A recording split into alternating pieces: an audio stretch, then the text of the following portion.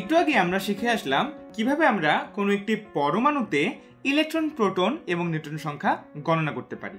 So এবার তোমাদের পরীক্ষার পালা। তোমরা এখন বের করবে এই চারটি পরমাণু বা আয়নের মধ্যে ইলেকট্রন, প্রোটন এবং নিউট্রন সংখ্যা কত।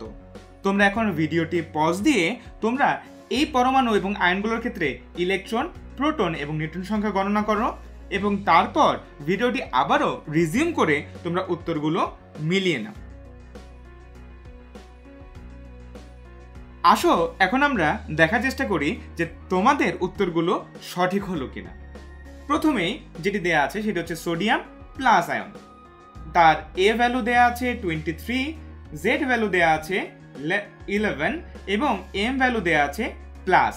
মনে রাখবে যখনই প্লাস থাকবে প্লাসের মানে হচ্ছে +1, সুতরাং এম ভ্যালু হচ্ছে +1।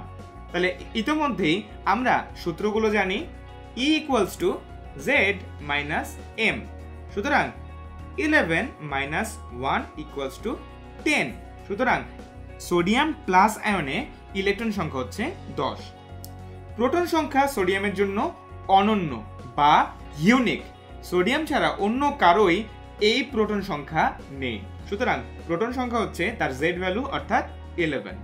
এবং নিউট্রন সংখ্যা হচ্ছে আমরা ভর সংখ্যা থেকে পারমাণবিক সংখ্যা বাদ দিব, অর্থাৎ A - Z = 23 - 11 = 12। সুতরাং আমরা পেয়ে গেলাম সোডিয়াম প্লাস আয়নের ক্ষেত্রে 10, 11 এবং 12। আশা করি তোমাদের সববার এই উত্তরটি হয়েছে। এরপর যেটি আছে সেটি হচ্ছে আয়রন, Fe2655। সো খুব তাড়াতাড়ি আমি করে ফেলছি। ইলেকট্রন সংখ্যা হচ্ছে, যেহেতু এই ক্ষেত্রে তার ডান পাশে উপরের দিকে কিছু নেই, সুতরাং এর মানে হচ্ছে এটি একটি তড়িৎ নিরপেক্ষ পরমাণু, সুতরাং তার এম ভ্যালু হচ্ছে 0। সুতরাং 26 - 0 = 26।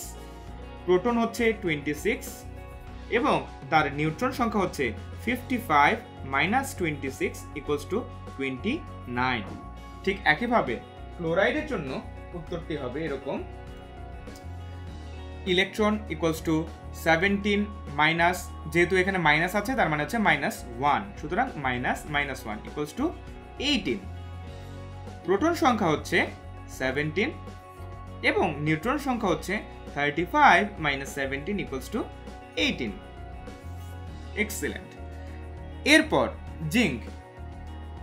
জিঙ্কের জন্য একইভাবে ইলেকট্রন সংখ্যা হচ্ছে 30 - +2 = 28।